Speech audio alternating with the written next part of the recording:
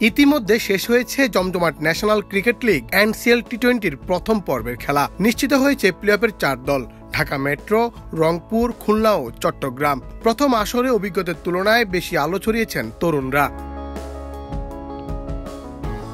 টুর্নামেন্টের অন্যতম জিশান আলম, জাতীয় দলের সাবেক ক্রিকেটার জাহাঙ্গীর আলমের ছেলে, আসরের প্রথম ম্যাচেই করেন সেঞ্চুরি। পরের ম্যাচগুলোতে ধারাবাহিকভাবে হাসে তার ব্যাট। 7 ইনিংসে করেছেন 281 রান, 22টি ছক্কার সঙ্গে হাঁকিয়েছেন 17টি বাউন্ডারি।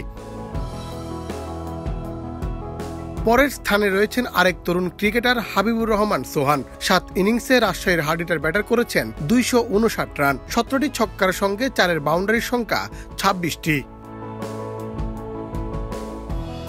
জাতীয় দলে ফেরার লড়াইয়ে রয়েছেন ওপেনার নাইম শেখ। ঢাকা মেট্রোর অধিনায়ক দুর্দান্ত ব্যাটিংয়ে দলকে নিয়ে গেছেন পরের রাউন্ডে। 7 ইনিংসে এই ওপেনারের রান 248।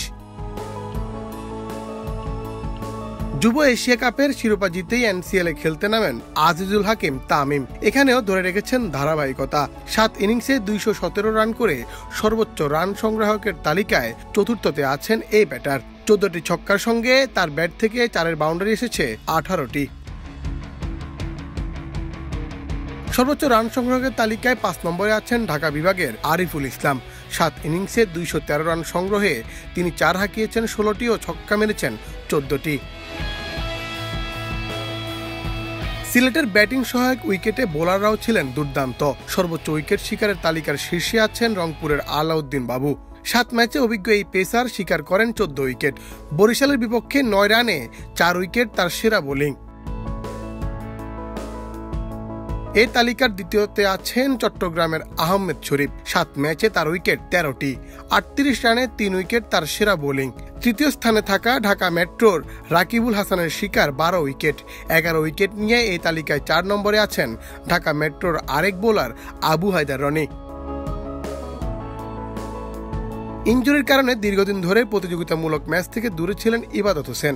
NCL-এ স্বরূপে ফেরার ইঙ্গিত দিয়েছেন ডানাতি ফাস্ট বোলার। সিলেটের জার্সিতে 5 ম্যাচে তার শিকার 10 উইকেট। শনিবার 21 ডিসেম্বর থেকে শুরু হবে প্লে-অফের লড়াই। NCL-এর এলিমিনেটর ম্যাচে মুখোমুখি খুলনা ও চট্টগ্রাম। পরের ম্যাচে কোয়ালিফায়ার 1-এ ঢাকা মেট্রোর মুখোমুখি হবে রংপুর। মুন্না চন্দ্র দাস, বাংলাদেশ প্রতিদিন।